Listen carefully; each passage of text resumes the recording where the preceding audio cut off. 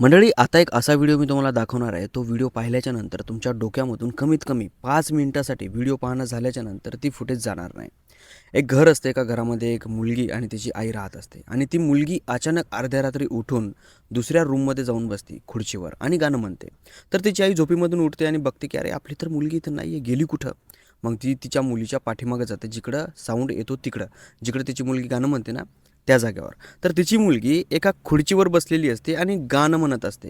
हिची आई कन्फ्यूज होते की ही गाणं का म्हणते. त्यामुळं ही तिच्या जवळ जाते आणि बघते तर हिच्या पायाखालून जमीन सरकते, कारण की तिची जी मुलगी आहे ती तिच्याच हाताचं कातडं लोचत होती.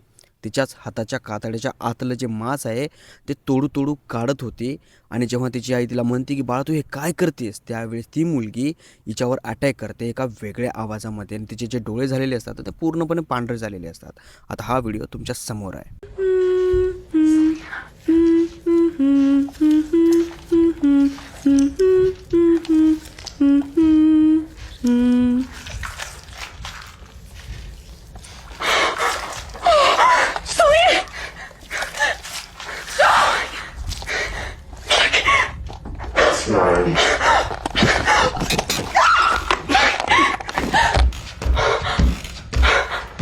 आता ही जे फुटेज तुम्ही बघितली आहे ना, ही फुटेज एका शॉर्ट फिल्ममध्ये रेकॉर्ड केलेली आहे आणि त्या शॉर्ट फिल्मचं नाव आहे हाऊस ऑफ ईडन.